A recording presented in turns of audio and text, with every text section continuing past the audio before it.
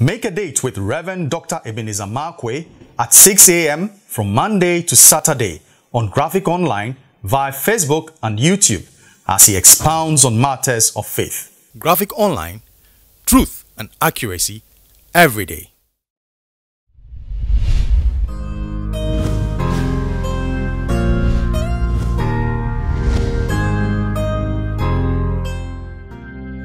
My name is Rev Dr Ebenezer Markwei of Living Streams International.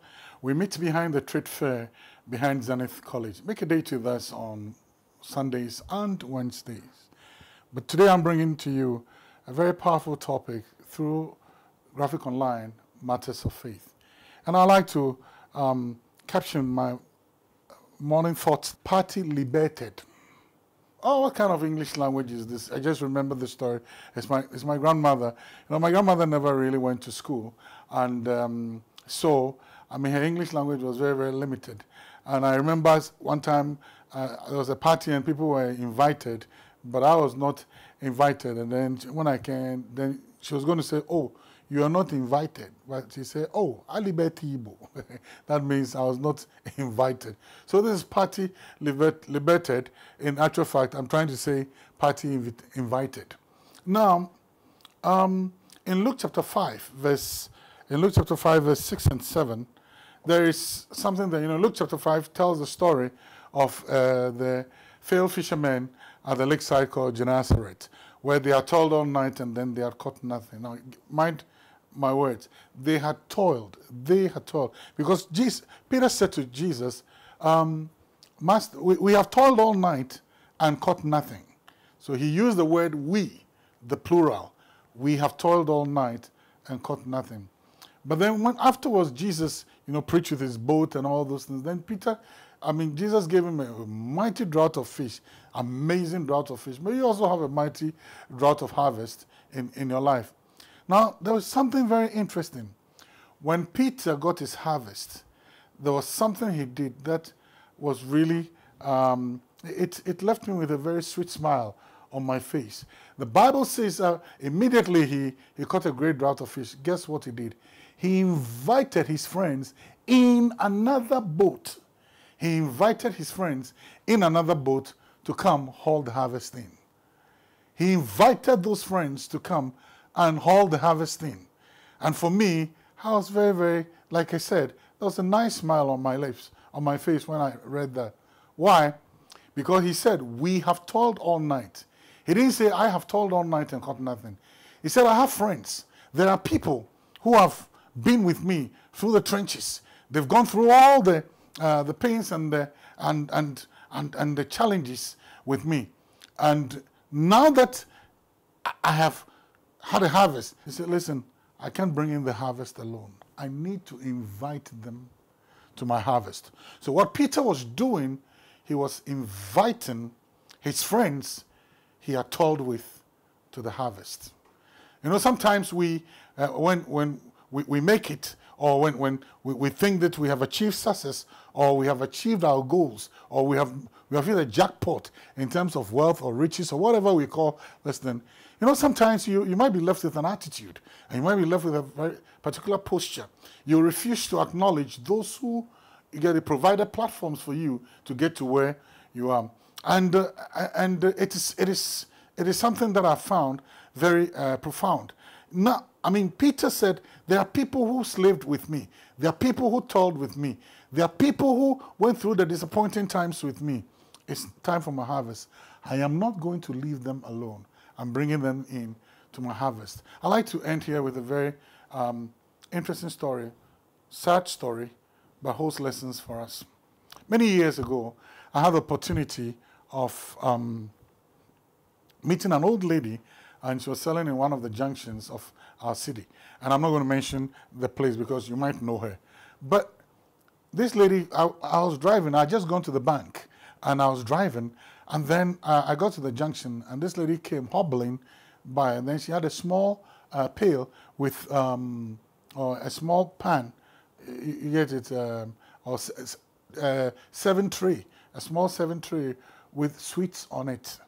And the way she was hobbling, and when she came, I just looked at her quietly, and there was bowels of compassion just run through me. And then I asked her, something just said, buy everything from her. And because, I mean, the level of compassion was overwhelming for me. And not only buy everything to her, something just said to me, I mean, take all the money in the envelope and give it to her. And then ask her not to sell again. And so I asked her, well, please, I can buy everything. Can I buy everything? She said, oh, please. And I gave her the envelope. He said, oh, it's too much. And she wanted to peel just what was necessary. I said, no, everything is yours. She said, madam, sit in the car. I want to take you home. Go drop you home. Never sell anymore. Every month, I will bring you something in your home. So I drove to a suburb in our city, in our town. I mean, it was like a downtown area. And from that time onwards, I'll be taking her money every month. Then she told me her story. And her story was, I mean, left me with tears. Now, she was young when she had two kids, a son and a daughter, with her husband. And the marriage broke, they broke up, and the marriage ended in disaster. Well, the man left for greener pastures somewhere in America, something like that. And I mean, after a while, I mean, he made it big. And then he said he wanted to come and pick the kids, to give the kids a better lifestyle. Now, when she agreed, but he said the condition is when the kids come over, you're cutting off all ties with them.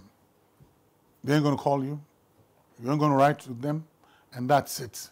Life ends between you and the kids.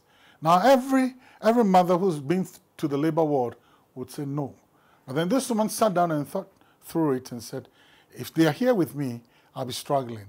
So why don't I rather send them out there and give them a better life? So she sent out the kids, and she never heard of them anymore. So, yes, she said to me, I have kids. I don't know where they are. I've never heard from them. They've never written to me and all that. Now sometimes I'll go there and just go and make the deposit and then sit and then chat with her for a little while. So they knew me in the in a part of the corner. Then, here's a surprising thing. One time I got there, she was very ill, and I mean, she died, and she died of cancer. So it didn't take too long. I mean, they had to bury her. But just before she died, I mean, she gave me a parcel and said, I don't know you, Reverend, and I don't know who else to trust, but please keep this. I know that one day my daughter is going to come by, and when she comes, give this to her. I said, I'll tell you what's in it. And that was a box of jewelry, and that is gold. I mean, very costly gold. I mean, if you melt it or if I melt it, I mean, but she gave it to me for custody. Now, it didn't take too long. After a while, she'd been buried many years ago in an unmarked grave, you know. Then the daughter and the son, grown up, you know, now they were independent, and so they came down and they came to look for their mother.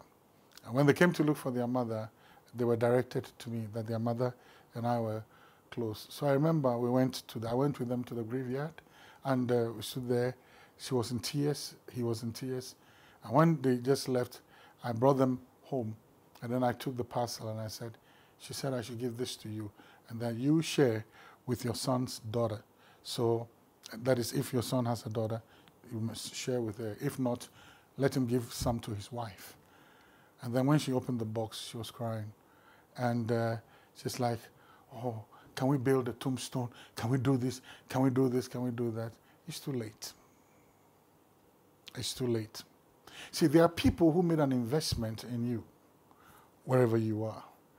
There are people who are part of your story, wherever you are. And so do not forget them. I mean, when the time comes and you're smiling and you're riding your chariots of praise and applause or celebration. And sometimes we forget that there are people who are part of our story. You know what? Peter invited people to his party, I mean his harvest. Who are you also liberating to your harvest? Make sure you don't forget those people. Acknowledge them and find a way to let them become partakers of your harvest. See you later.